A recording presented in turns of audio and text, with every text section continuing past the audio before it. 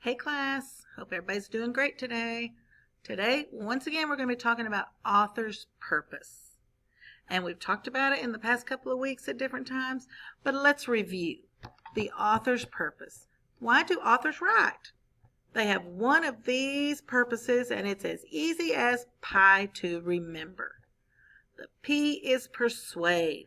The author tries to persuade the readers to agree to do something. The I is to inform. The author gives facts and information about a topic. And the E is to entertain. The author simply writes the story just for readers to enjoy. How can you figure out the author's purpose?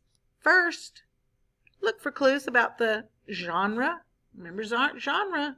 So look for clues about the story, if it's a fantasy, if it's realistic fiction, if it's a drama. Then ask questions about what you read and find the answers. So first, figure out the genre. Let's say the genre is realistic fiction. Then let's ask a question. Was the author trying to convince me to do something, or to buy something, or to make something? If he was, his purpose was to persuade. Was the author just giving me facts and information about something, like true facts about snakes, or true facts about alligators, or just giving me facts about how to build a car, how to redo my bedroom? If he was, just trying to inform. Or was the book just a good book? It was funny or sad, and just I enjoyed reading it. They weren't trying to persuade me or to give me factual information. Then they were just trying to entertain me.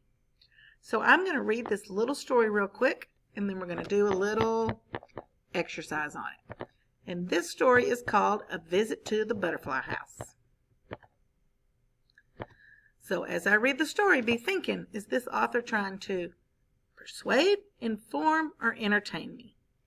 On Saturday morning, my big sister Lee took me to the butterfly house. It was in the town gardens. This was the first time we had been to the butterfly house. I was very happy because I love butterflies. A man from the butterfly house held the door open for us. I got a surprise as we moved inside because the air was so hot. Lee told me that butterflies don't like to be cold. First, the man showed us a chart. It had photos of all the butterflies we would see in the butterfly house. Some of the butterflies were blue, some were white, and some were green. One butterfly had big red spots on its wings.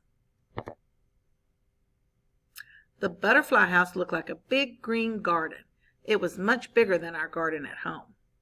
We saw plants. We saw big leaves all around them. I saw a plant that had some bananas growing on a long stem.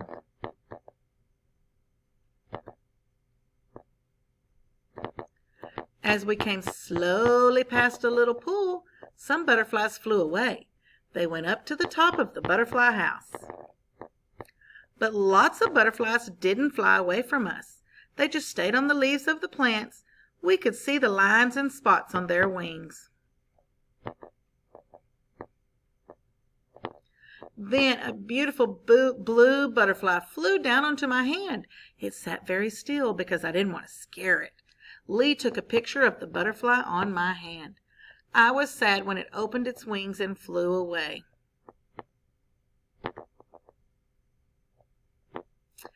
Lee gave me the camera so I could take some pictures.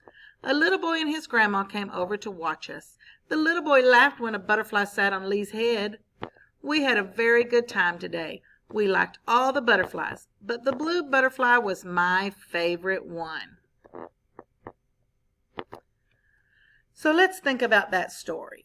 They were telling us about these two little girls that loved butterflies and wanted to go visit the butterfly house. So, was the author trying to persuade us to do something? Was he trying to inform us? He did give us a little bit of information about butterflies, but mainly the story was about the two little girls and their trip to the butterfly house. So was he just trying to entertain us? Good question. I want you to decide. Click to the next slide and tell me what you think the author's purpose of this story was.